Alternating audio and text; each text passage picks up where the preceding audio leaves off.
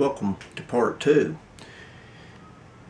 In this video we're going to start replacing some of the capacitors. I'll start with the ones that I have on hand, and the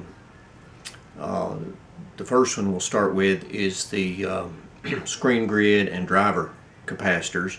They're kind of a unique capacitor in this particular radio, and there's not a direct replacement for them, so you'll see how I deal with that, and then we'll go ahead and replace the C minus, the 90 volt negative voltage capacitors, and then the 12 volt capacitors.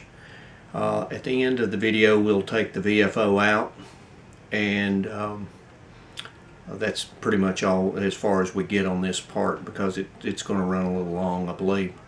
But it'll be part 3 when we tear into the Vfo and clean it out. I'm still waiting on some more capacitors to come in, so there's a lot more video to be shown when I get that those other kits. So appreciate everybody watching, and I hope you enjoy this series. So let's get to it. Welcome back, everybody. While I'm waiting on some of the materials to come, I came up with this idea. This right down in here, I've removed lifted these two boards back. These are the screen grid and the driver capacitors. There's two 22 microfarads in here and two 22 microfarads in there, both of them at 450 volts. Looking around at all the Kenwood hybrid sites, they don't make these dual canned anymore. So what a lot of people have been doing, and maybe you can see down in there, they're held in by clamps down in there, and they've been taking two 22 microfarad capacitor and put them side by side and putting silicon caulk or glue in there and holding them in place, which that works fine, and then you just bolt the clamps back in place. But what I was thinking about doing is, let me back off a little bit. What I was thinking about doing is taking a piece of printed circuit board, cutting it that will fit down in there, and mounting those 4 capacitors on top, along with the resistor that's in the circuit, making a printed circuit board that bolts back down in the place of those clamps. And so it's not going to be a silk screened pretty circuit board, but I think it'll be a better package that you can just remove 2 screws, unsolder it, and pull it out and do the repairs and put it back in. That's my thoughts. So let me show you my layout that I've come up with. Okay, here's the layout that I'm going to have.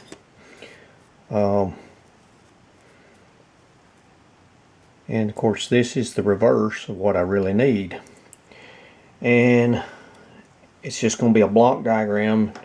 And I know people are going to already say, why don't you use AutoCAD, why don't you print it, why don't you do this, why don't you do that.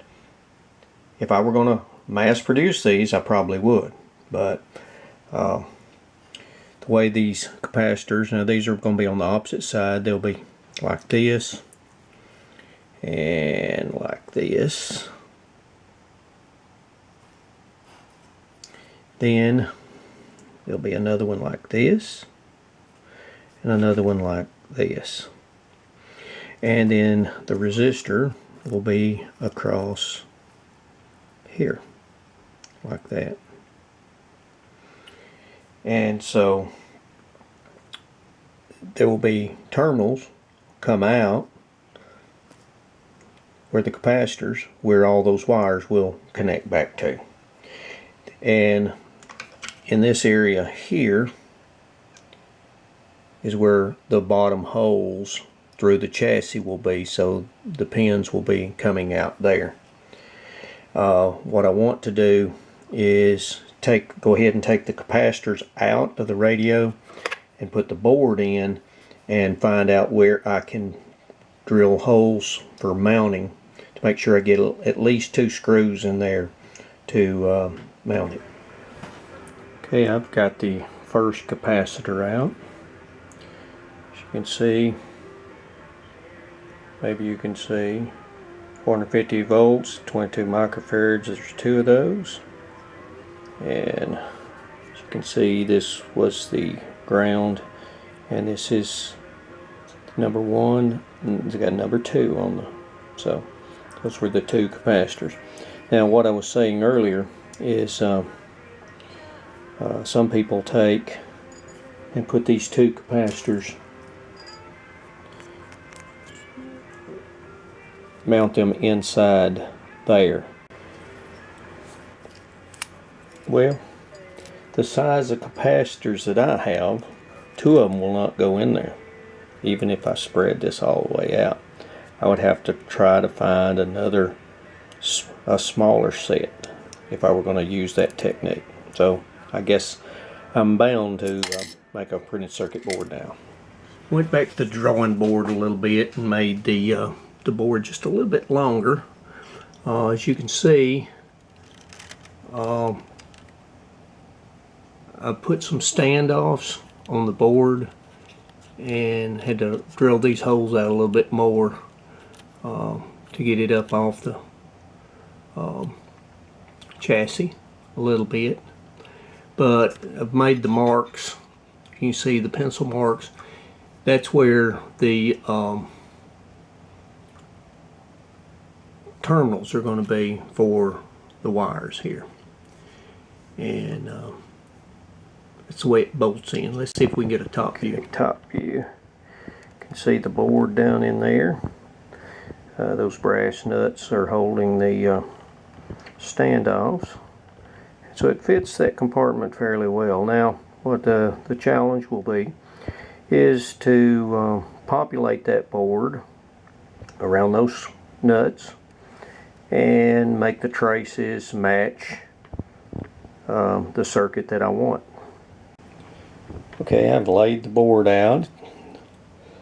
It's not exactly square or anything like that, but I think it's going to work okay. So let's go etch it and see what happens.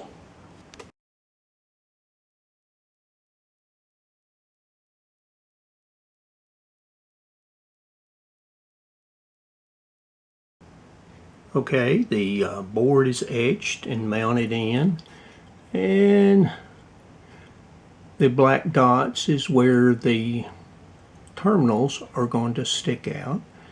I think what I'm going to use is some 10 gauge wire to solder the wires to, and I'll do that. I'm going to attempt to tin that. I don't know if I can or not. We will see. May make a mess of it, but we'll see what we can do. And then that's where the terminals are going to come out. And you can see they line up pretty good. And we reattach those wires. Well, we've got to populate the board, do the drilling, double check the wiring, make sure I didn't goof up on the reverse, because if you've never done a printed circuit board before, when you draw the circuit out, it's opposite when you put it on the board, because you're on the opposite side. So let's pull it back out and start populating it and see how it works. I took some of this soldering flux, applied it. They cleaned it really good with steel wool. and then just painted some solder on it to tint it. So that should protect the PC board from tarnish. Alright, here's the board.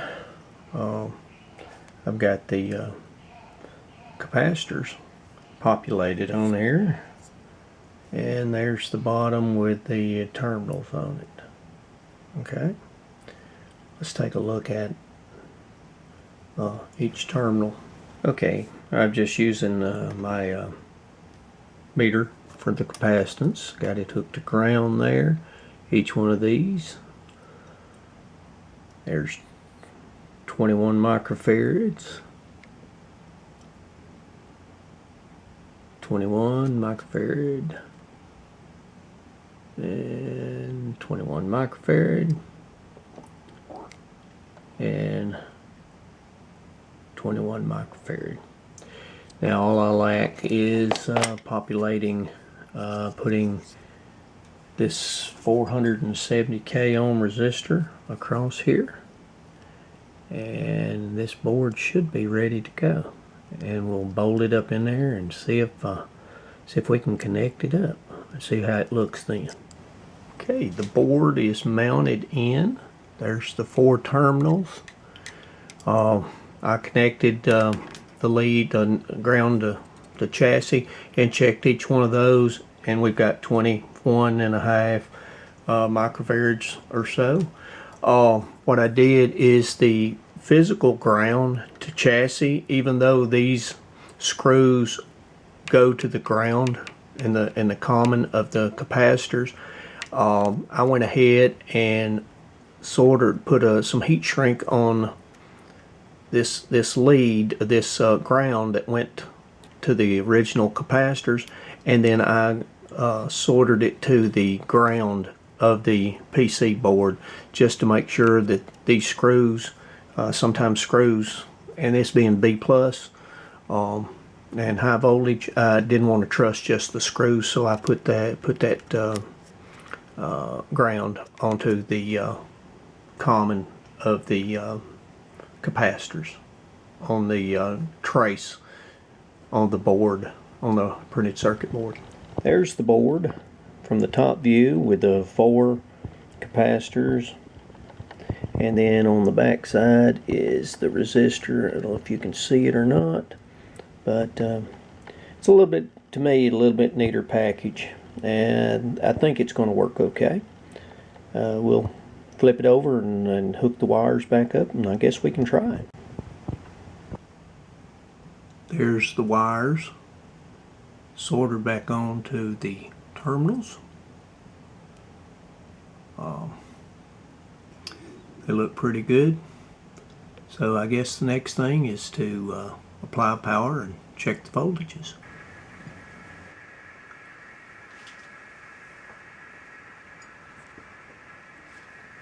I powered it up, and let's look at the voltage measurements.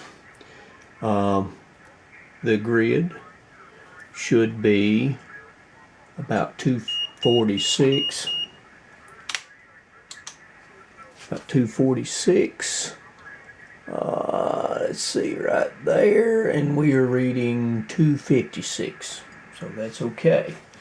Now the 12BY7, the driver on pin 7 should be 328 volts, and on pin 8 should be 236. And I apologize if my head gets in the way. Let's see.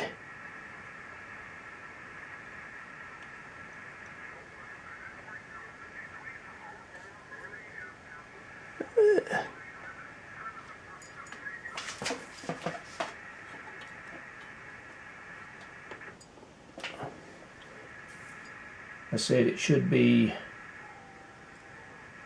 328. There's 336.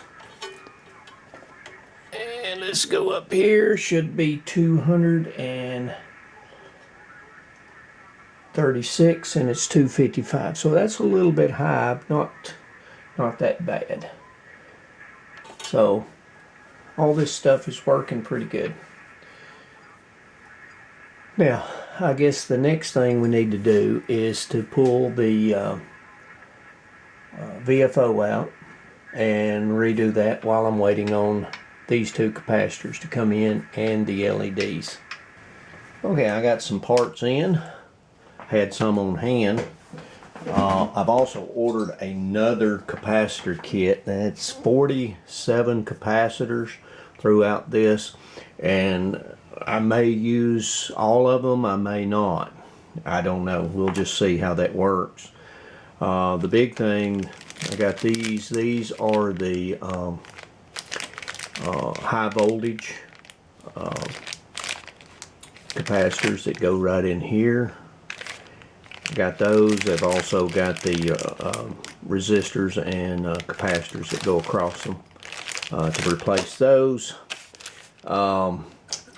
These are a little bit higher voltage, but these were in stock. I had those, so this is for the negative, the 90 volts, the C minus. And if you look at the schematic, you could probably make a mistake here if you're going by the board. Be sure to put these back the way. The negatives are going this way and the positives are to ground, so you can mess up if you put those in backwards. And these, I debated whether to change these or not, and that's these two right here, the 2200 microfarads at 25 volts. But because this goes to the transverter, while I'm here in this area, I'm just going to go ahead and change those. But so my plan is to replace this this C minus capacitors and try it. Then replace these up here. Sorry, I had you out of camera for the going out towards the transverter, and try it. Okay, and make sure it's all good. Here's my thoughts on this. Go in and change all of it. Well, if you come back and you have a problem, which one did you have a problem with? And since there's so many of them, and especially with these high voltage caps, I felt like it's best to go ahead, put them in, come back, put them in, come back. And then when I get to the other part, when I get the other kit in with the other 47 different capacitors, we'll see. May relook at how to do that. Maybe do it per board and then come back. But the big deal is we'll replace these, then these, and then when I get ready to replace the high voltage ones, that's when I'm going to pull the VFO out and clean it. And we may be already into part 3 by that time. I don't know. We will see. What I did is there's 2 screws here and here, and now I've pulled the board out from the bottom, and then I'm going to take the radio and flip it over and maybe see if I can work it from the top. Here's the underside of the board. I think I should be able to access and unsolder these and change these. I took a lot of pictures in case a wire comes off or breaks, and that's going to be one of the, I think, problems with redoing all this is the wires and where they go, etc. I wanted to show everybody this is C1, I believe. It's this trace right there, and it's this one on the very tip of this little peninsula, and this is the ground, and this is the positive end of the electrolytic. So it's down in here and right there, and this is where the negative one goes, right there. Alright, C2, the positive goes here to ground, as you can see, and then the negative goes in this trace. And the way there is a pin right here, so it's the one right next to it, and then a resistor is attached here. When I desoldered this, you need to make sure solder that resistor back also. I'll touch all this up here also. I've got these two changed out, and I brought it up in power, and it works fine. While I was here, I checked to the resistors, and they were good.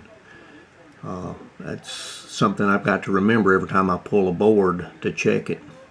Went ahead and pulled these two capacitors to the transverter out, and as a note, it would have probably helped me to pull those when I was working on these. So if you are doing something similar, keep that in mind to go ahead and pull these two. Basically these go to ground here, and to this one, and to this one. So you can take that out, those out, and get a little bit more room to work from this side. Not that much, but it probably would have helped it. Okay, those have been changed. I said those, I said they go to the transverter, which they do, among other things, but it's a 12-volt supply. So, replace those, and so now we're ready to pull the Vfo out. We're going to begin by taking the knobs off. I've already taken them off. You've got to get a good screwdriver to be able to take these off. When you take the channel select, this is for the fixed. There's a nut, and I want to give a plug to Buddy on the video, or the YouTube, the radio shop. He goes through this probably a lot better than I will. I'm just doing some of the details that I had questions about, and hopefully documenting that. This is plastic, but we need to take care of it. May be able to clean that up a little bit. Looks like it's painted on the back side. I think as long as we do it on the front, we can clean that up. There's a nut and that, so we're going to put those in safe places, and then the rest of them, just whatever way you can remember to label the knobs and things like that. I'm going to probably take a lot of pictures, and I'm marking on the back of which ones they are. So okay, there's 4. After you get the knobs off, there's 4 screws up on top, and 2 on top, 2 on bottom, that holds the faceplate on. And I've done dropped one, so you know about the floor monster. Actually, I think the radio ate it this time. So front panel should just slip right off, and it does. So there. I think that can be washed up a little bit, but it's in fairly decent shape. You can see the wear over the years, but that's okay. The VFO's held in with 4 screws, 2 on top, 2 on bottom, and you can do it any way you want to, but I've got these little bags, and I'm documenting and putting each individual set of screws in a small bag.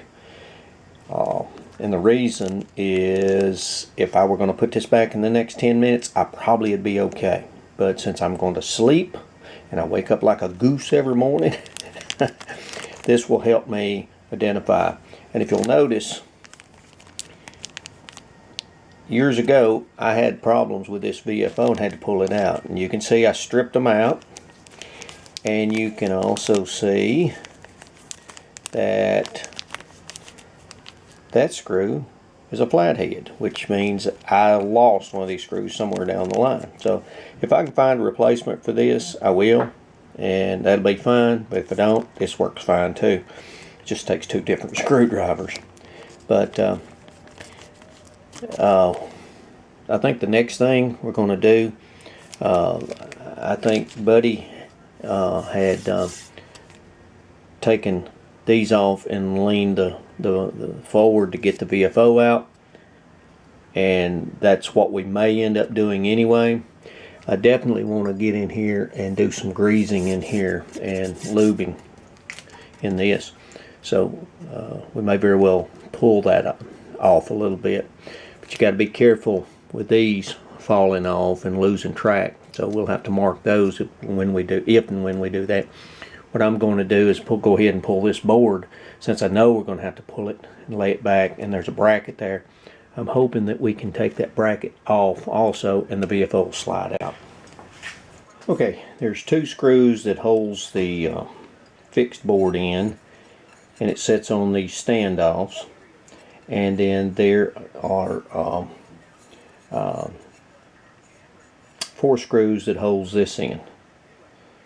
And so this has to come out to replace those capacitors. And so now we're going to have to pull the front panel back just a little bit to get this VFO out. Okay, you can see down in here the filter caps. They're a lot larger. These are the replacements, how much shorter they are. Maybe I can get them to focus down here. A lot shorter, so they should go in there. Now, I was able to remove this VFO without pulling that front panel. I was preparing to pull the front panel, and so here's what I did. I came down here on the very front and I pulled the bearing out. There is the drive bearing right here. I pulled it out. Of course, we've already pulled this board and that plate in there. I unplugged the VFO. There's 2 plugs. There's an RCA type jack and the power jack. And I was able to push the VFO back, which we have here. I was able to push the VFO back and then raise the front a little bit and then pull this board out. Okay. Took the dial off of it first and then pull this out through the top, through the side, and then from that point I was able to lift the rear end and pull the VFO out. So we're going to do this, tear this down in part 3, but we've got a real good start here and not a whole lot of parts laying on the floor right now. So I'm going to end this one, and I appreciate all the comments and my subscribers, new subscribers. I picked up about 3 or 4 this week, and I appreciate that, and I appreciate you sharing these videos and liking, giving thumbs up, things like that. That puts it out on the system, and more people will see them.